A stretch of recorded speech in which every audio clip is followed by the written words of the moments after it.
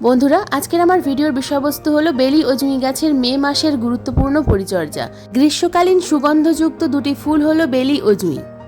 যদি তোমাদের বেলি ও জুঁই গাছে এখনো পর্যন্ত ফুল না ফোটে, অথবা একবার ফুল ফুটে যাওয়ার পর সেই গাছে যদি এখনো পর্যন্ত ফুলের দেখা না পাও, গাছের ডাল শুধু লম্বা হয়ে যাচ্ছে, গাছের মধ্যে কোনো রকম কোনো কুঁড়ি আসছে না, অথবা গাছে প্রচুর পরিমাণে পোকামাকড়ের আক্রমণ, এই বিভিন্ন ধরনের সমস্যার সমাধান নিয়ে আজকের আমার এই ভিডিও।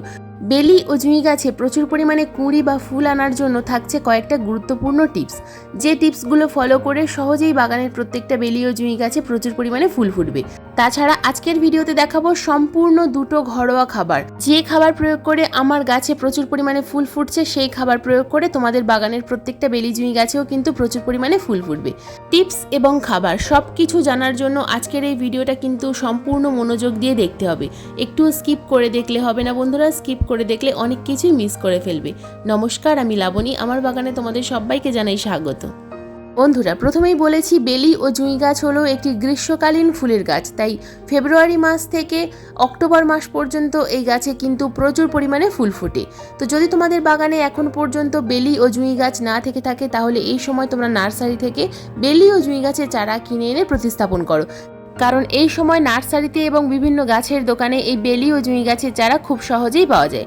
বেলি ও জুঁই গাছ কিন্তু বিভিন্ন ধরনের হয়, বেলি বিভিন্ন ধরনের হয় এবং জুঁইও বিভিন্ন ধরনের হয়। ফুল দেখে তোমাদেরকে কিন্তু গাছ চিনতে হবে এবং ভালো গাছ সংগ্রহ করতে হবে। তো এবার বলবো টিপস নাম্বার 1। যদি তোমরা বেলি ও জুঁই গাছের চারা নার্সারি থেকে কিনে এনে থাকো, তাহলে সেই চারা তোমরা কিভাবে প্রতিস্থাপন করবে। তো প্রতিস্থাপন করার জন্য তৈরি করতে হবে আগে একটা মিডিয়া, যে মিডিয়াতে গাছ প্রতিস্থাপন করলে সেই গাছের যেমন খুব ভালো বৃদ্ধি হবে, ঠিক তেমনই গাছে ফুটবে অগণিত ফুল। তো বন্ধুরা, গাছ প্রতিস্থাপন করার জন্য যেমন একটা ভালো চারার দরকার, ঠিক তেমনই কিন্তু আমাদেরকে একটা প্রথমে টব নিতে হবে। তো দেখো, আমি এখানে একটা মাটির টব নিয়েছি, 6 ইঞ্চি সাইজের মাটির টব। খুব বড় টব কিন্তু প্রথমে নেওয়া যাবে না। টবের মধ্যে যে ড্রেনেজ হোলটা থাকবে, সেই ড্রেনেজ হোলের মধ্যে একটা ঢেউ খেলানো খোলামকুচি দিতে হবে প্রথমে। তার উপরে দিতে হবে সামান্য পরিমাণ লাল মোটা দানার বালি, অথবা কোকোপিট, অথবা কম্পোস্ট। একটা বেড তৈরি করতে হবে। বালি চালার পর যে নুড়ি পাথর পাওয়া যায় সেগুলোও দেওয়া যায়, অথবা সিন্ডারও দেওয়া যায়। তো কিভাবে আমরা মিডিয়া প্রস্তুত করব এই বেলি ও জুঁই গাছের চারা প্রতিস্থাপন করার জন্য? 2 ভাগ মাটি, যে কোনো তোমরা একটা হাতের কাছে যে কোনো পাত্র নিয়ে নেবে। তো আমি এখানে একটা টব নিয়েছি, একই সাইজের টবে আমরা কিন্তু মেপে নেব। তো একটা টবের মেপে নিতে হবে প্রথমে 2 ভাগ মাটি, এরপর নিতে হবে 1 ভাগ, সেই একই টবের পরিমাণ করে 1 ভাগ কম্পোস্ট, এবং 1 ভাগের থেকে সামান্য পরিমাণ কম নিতে হবে কোকোপিট। এরপর নিতে হবে লাল মোটা দানার বালি, 4 ভাগের 1 ভাগ। যে টবে আমরা মাটি নিয়েছি সেই টবেরই 4 ভাগের 1 ভাগ, অর্থাৎ অর্ধেকেরও অর্ধেক পরিমাণ বালি। তো বালিটা কিন্তু সম্পূর্ণ অপশনাল। মাটি যদি তোমাদের খুব এঁটেল মাটি, চিটচিটে মাটি হয়, সেক্ষেত্রে বালিটা নেবে, না হলে কিন্তু বালি না নিলেও চলবে। তো এই কটা উপাদান আমরা খুব ভালোভাবে মিশিয়ে নেব। তো এই যে উপাদানগুলো আমি নিচ্ছি, এগুলো কিন্তু আমাদের মাটিকে খুব ঝুরঝুরে তৈরি করবে এবং গাছের মাটিকে আলগা রাখবে। তো দেখো, এর মধ্যে দিয়ে দেবো আমি 1 চামচ পরিমাণ ট্রাইকোডার্মা ভিরিডি। তোমরা এই ট্রাইকোডার্মা ভিরিডির পরিবর্তে কিন্তু এখানে হলুদ গুঁড়ো অথবা নিমখোল মিশিয়ে নিতে পারো। তো এই কটা উপাদান খুব ভালোভাবে একে অন্যের সঙ্গে মিশিয়ে নিতে হবে। এইভাবে মিশিয়ে নেওয়ার পরে তোমরা ভালোভাবে লক্ষ্য করলে বুঝতে পারবে মাটিটা কতটা ঝুরঝুরে তৈরি হয়েছে। তো সব সময় গাছ প্রতিস্থাপন করার জন্য মাটিটা কিন্তু খুব গুরুত্বপূর্ণ। মাটি যদি খুব এঁটেল মাটি হয়, চটচটে মাটি হয়, সেক্ষেত্রে গাছের কিন্তু একেবারে বৃদ্ধি হয় না, গাছ প্রতিস্থাপন করার পর ঝিমিয়ে যায়। তো দেখো, আমার কিন্তু মাটি অর্ধেকটা ভরে নেওয়া হয়ে গেল। এরপর ঠিক এইভাবে আমি টব থেকে গাছটাকে বের করে নিচ্ছি। তো এই গাছটা আমি কিন্তু ডাল থেকে তৈরি করেছি। তো তোমরা যদি গ্রো ব্যাগ থেকে গাছটাকে কেটে বার করতে চাও, তাহলে খুব সাবধানে গ্রো ব্যাগটা কেটে তারপর গাছটাকে বের করবে, রুট বল ভাঙবে না। তো রুট বল না ভেঙে দেখো, গাছটাকে আমি ঠিক মিডিল বরাবর প্রতিস্থাপন করলাম এবং সাইড থেকে মিডিয়া ভরে দিলাম। তো খুব ভালোভাবে হাত দিয়ে কিন্তু চেপে চেপে মিডিয়াটাকে ভরে দিতে হবে, এবং কোনো রকম কোনো এয়ার বাবলস যেন না থেকে যায়, এইভাবে ভরতে হবে। মাটির মধ্যে গ্যাপ যেন না থেকে যায়। তো দেখো, আমি হাত দিয়ে কিন্তু এইভাবে চেপে দিচ্ছি। তো গাছ প্রতিস্থাপন করা আমার হয়ে গেছে। এবার দিয়ে দেবো ভরপুর মাত্রায় জল। তো ভরপুর মাত্রায় জল দিলে তারপর লক্ষ্য করবে যে ড্রেনেজ সিস্টেমটা ঠিকঠাক হয়েছে কিনা। ভরপুর মাত্রায় জল না দিলে টবের নিচের দিকের মাটি যদি শুকিয়ে থাকে, তাহলে কিন্তু গাছ ঝিমিয়ে যাবে। তাই এই বিষয়টা কিন্তু খুবই গুরুত্বপূর্ণ বন্ধুরা। প্রথমে ভরপুর মাত্রায় জল দিতে হয়। যে কোনো গাছ প্রতিস্থাপন করার সময় আমাদেরকে ভরপুর মাত্রায় জল প্রয়োগ করতেই হবে। গাছ প্রতিস্থাপন করার পর অন্তত 1 সপ্তাহ ছায়া জায়গায় রাখতে হবে। তারপর এই গাছগুলোকে কিন্তু সম্পূর্ণ রোদ্দুরে রাখতে হবে, ফুল সানলাইটের মধ্যে রাখতে হবে। যদি দেখা যায় যে গাছের পাতা পুড়ে যাচ্ছে, সেক্ষেত্রে দুপুরবেলা একটু গ্রিন নেটের ছায়ায় রাখতে হবে। তাছাড়া কিন্তু এই বেলি জুঁই গাছ ফুল সানলাইটের মধ্যেই থাকতে ভালোবাসে। বন্ধুরা এবার আসি টিপস নাম্বার 3। এই সময় আমাদের টবের মাটি কেমন থাকবে? টবের মাটি কিন্তু এই সময় অল টাইম ময়েশ্চার থাকবে। যে সমস্ত নতুন গাছ অথবা পুরনো গাছ, প্রত্যেকটা টবের মাটি যেন সবসময় ময়েশ্চার থাকে। এই প্রচণ্ড গরমে গাছের মাটি যদি অতিরিক্ত শুকিয়ে যায় তাহলে কিন্তু গাছের কুঁড়িগুলো কালো হয়ে শুকিয়ে ঝরে পড়বে। তাই এই বিষয়টা কিন্তু খুবই গুরুত্বপূর্ণ, মাটি যেন কখনোই একেবারে শুকিয়ে না যায়। আমরা যদি সরাসরি গাছ ছাদের উপরে রেখে দিই, ছাদ গরম হয়ে যাবে এবং আমাদের টবের মাটি কিন্তু গরম হয়ে যাবে। মাটি যদি গরম হয়ে যায় তাহলে গাছের শিকড়ও কিন্তু গরম হয়ে যাবে এবং গাছের শিকড় খারাপ হয়ে যেতে পারে।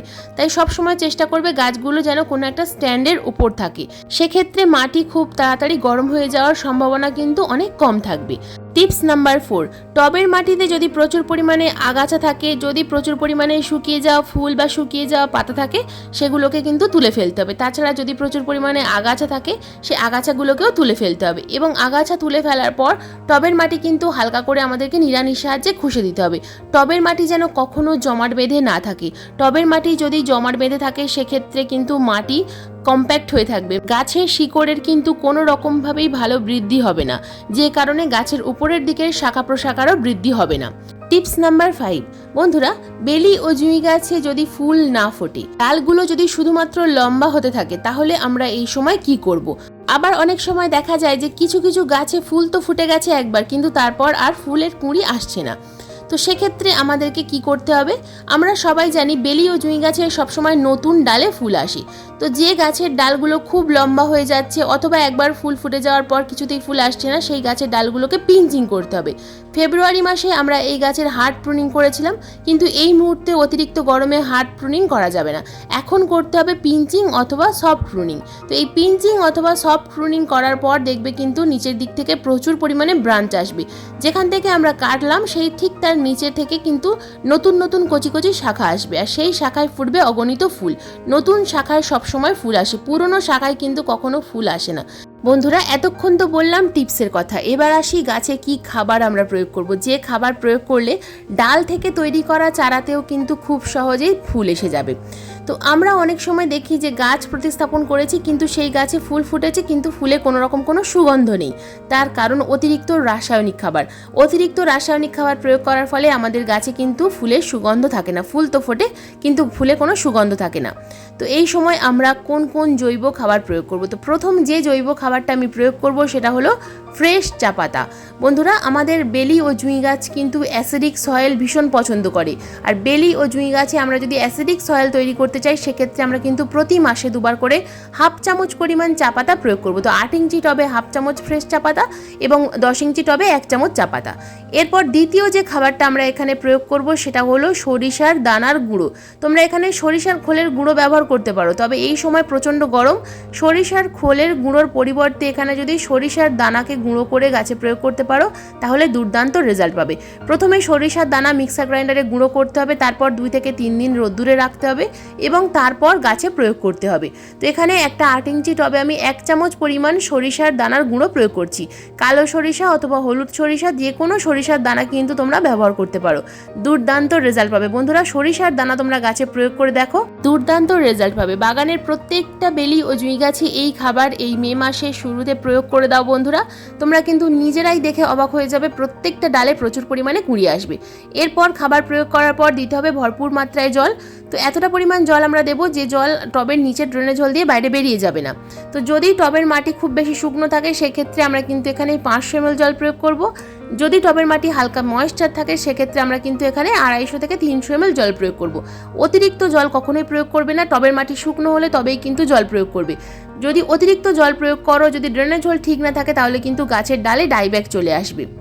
এই যে খাবারটা প্রয়োগ করা দেখালাম বন্ধুরা, এটা কিন্তু 15 দিন অন্তর অন্তর প্রয়োগ করবে। তাছাড়া প্রতি 10 দিন অন্তর অন্তর বাদাম খোল ভেজানো জল প্রয়োগ করবে।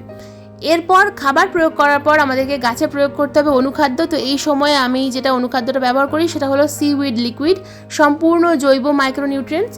তোমরা যদি এই বায়োভিটা এক্স ব্যবহার করতে না চাও সেক্ষেত্রে সাগরিকা ইউজ করতে পারো, অথবা তোমরা কিন্তু এখানে রাসায়নিক মাইক্রোনিউট্রিয়েন্টস প্রয়োগ করতে পারো, সেক্ষেত্রে অ্যাগ্রোমিন ম্যাক্স, মোবোমিন, যে কোনো মাইক্রোনিউট্রিয়েন্টস প্রয়োগ করতে পারো। তবে আমি বলবো এই অতিরিক্ত গরমে যদি জৈব অনুখাদ্য প্রয়োগ করতে পারো তাহলে কিন্তু গাছের পাতা যেমন সবুজ থাকবে ঠিক তেমনই কিন্তু গাছের রোগ পোকার আক্রমণও কম হবে। তবে এই সময় কিন্তু খুব বেশি লেদা পোকার আক্রমণ হয়, বেলি জুঁই গাছে পাতা খেয়ে নেয়, গাছের পাতা খেয়ে নেয়। তো তো যদি দেখা যায় যে প্রচুর পরিমাণে গাছের পাতা খেয়ে নিচ্ছে, সেক্ষেত্রে তোমরা কিন্তু রাসায়নিক পেস্টিসাইড প্রফেক্ট সুপার ইউজ করবে। আর যদি রাসায়নিক পেস্টিসাইড ইউজ করতে না চাও সেক্ষেত্রে তোমরা কিন্তু তামাক পাতা ভেজানো জল ইউজ করবে। তাছাড়া নিম তেল তো আছেই, নিম তেলটা কিন্তু লাগাতার যদি তোমরা স্প্রে করতে পারো খুব ভালো রেজাল্ট পাবে। নিম তেল সপ্তাহে 2 বার স্প্রে করতে হয়। নিম তেল যদি লাগাতার স্প্রে করতে থাকো সপ্তাহে 2 বার, তাহলে কিন্তু কোনো গাছে কোনো পোকামাকড়ের আক্রমণ হয় না, রাসায়নিক পেস্টিসাইড প্রয়োগ করার প্রয়োজন হয় না। বন্ধুরা, এটা আমার বাগানের বুদ্ধজুঁই গাছ। তো এই বুদ্ধজুঁই গাছেও কিন্তু আমি এই খাবারই প্রয়োগ করি। তো টবের সাইজ অনুযায়ী গাছে খাবার প্রয়োগ করতে হবে। টবের সাইজ যেখানে বড় হবে সেখানে কিন্তু আমরা গাছে খাবারটা একটু বেশি পরিমাণ প্রয়োগ করব।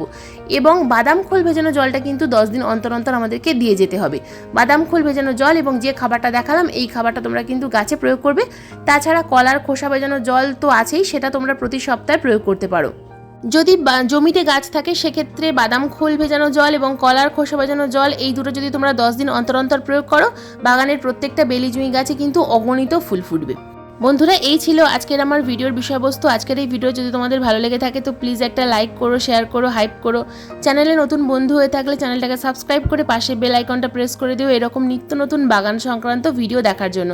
কারণ এরকম নিত্য নতুন বাগান সংক্রান্ত ভিডিও আমি প্রতিদিন ঠিক সন্ধ্যা 6টার সময় আপলোড করি। ভিডিও আপলোড করার সঙ্গে সঙ্গে যখনই ভিডিও লাইভ হবে তোমাদের মোবাইল স্ক্রিনে অথবা কম্পিউটার স্ক্রিনে ভিডিও নোটিফিকেশন পৌঁছে যাবে। আজকের এই ভিডিওটা সম্পূর্ণ মনোযোগ দিয়ে দেখার জন্য তোমাদের সবাইকে জানাই অসংখ্য অসংখ্য ধন্যবাদ।